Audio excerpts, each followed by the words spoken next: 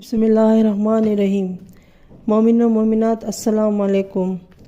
حضرت موسیٰ علیہ السلام کے سلسلے کی کڑی میں آج 22ویں ایپیسوڈ کی شروعات کر رہی ہوں۔ چونکہ حضرت موسیٰ علیہ السلام پروردگار عالمین کے برگزیدہ نبی اور پیغمبر تھے۔ حضرت موسیٰ علیہ السلام رفدیم کے وادی سے روانہ ہو کر وادی سینا میں پہنچے۔ اس سے قبل اگرچہ وادی سین میں آ کر مناجات کر چکے تھے، لیکن اب 20 لاکھ بنی اسرائیل سمیت وادی سینا میں ہی پہنچ گئے تھے۔ اب ان کے لیے مناجات کے مواقع بہت زیادہ نصیب ہونے لگے۔ حضرت موسیٰ علیہ السلام چونکہ گفتگو کا بہت نمایاں موقع مل گیا تھا، اس لیے جب آپ کوہ طور پر جانے لگتے تھے تو خاص لوگوں سے دریافت بھی کر لیتے تھے کہ اگر کوئی حاجت خدا سے ہو تو مجھے بتا دو تاکہ میں اس سے براہ راست تمہارے متعلق بات چیت کر لوں۔ یہ ظاہر ہے کہ حضرت موسیٰ علیہ السلام عام انسانوں سے تو اس قسم کی بات کرتے نہ تھے، بلکہ عابد بنی اسرائیل ہی سے اس قسم کی گفتگو فرماتے تھے۔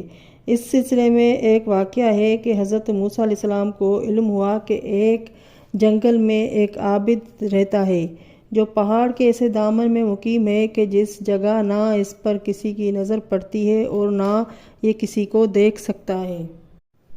اس کے پاس ایک چشمہ جاری ہے، وہ اسی سے وضو کرتا ہے اور پانی پیتا ہے اور گھاس کھانے پر اکتفا کرتا ہے۔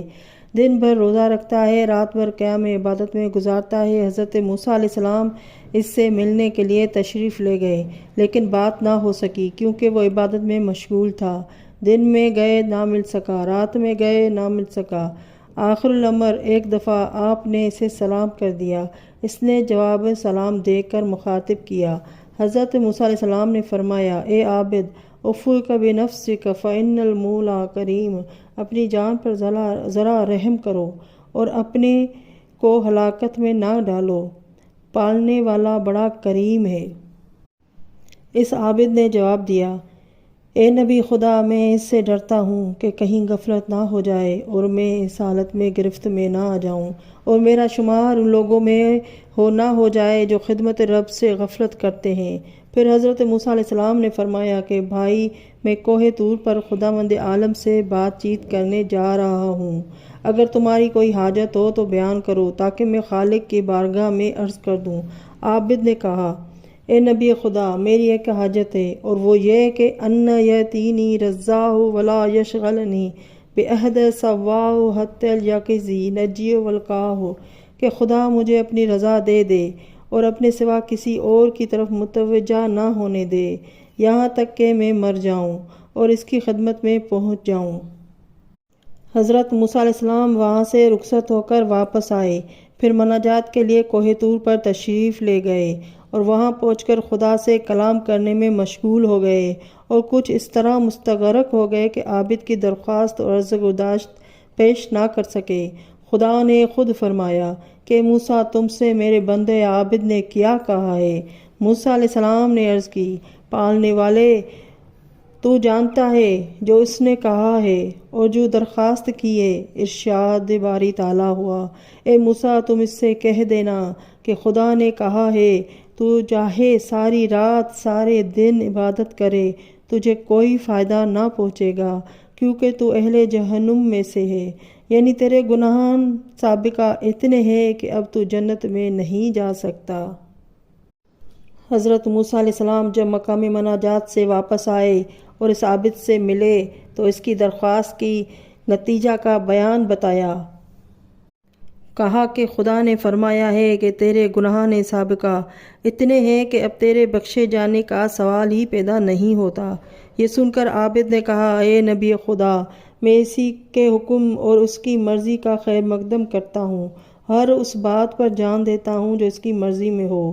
ثم بکا، پھر روک کر کہنے لگا کہ نبی خدا، مجھے خدا ہی کی عزت و جلالت کی قسم کہ میں اب اس کی چوکھٹ سے ہرگز نہ ہٹوں گا، وہ چاہے جس قدر دھکارے اور نکالے اور اس کی بارگاہ سے سر کو کا نہیں، دلوا اور کو ہرکنی و زکنی، وہ چاہے مجھے جلا کر خاکستر یا مجھے ٹکڑے ٹکڑے کر ڈالے۔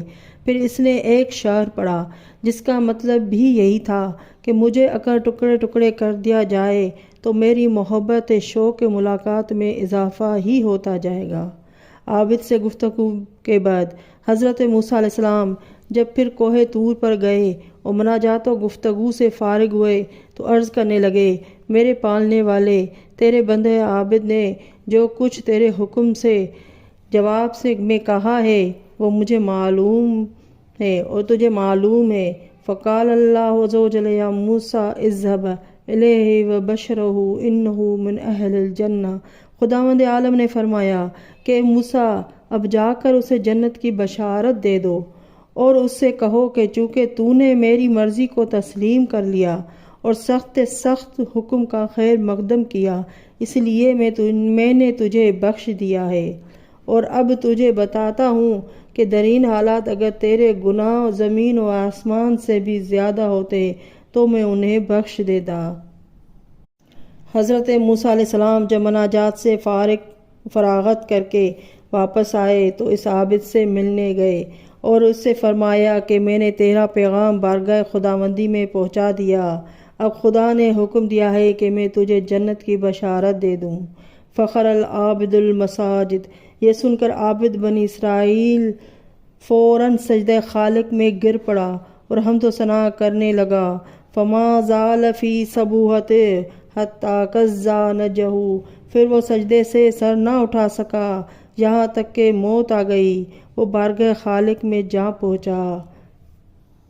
اللہم صلی علی محمد وعلی محمد۔ ناظرین، میری ویڈیو اچھی لگے تو لائک اور سبسکرائب کر دیں۔ اگلی ویڈیو تک کے لیے اللہ حافظ۔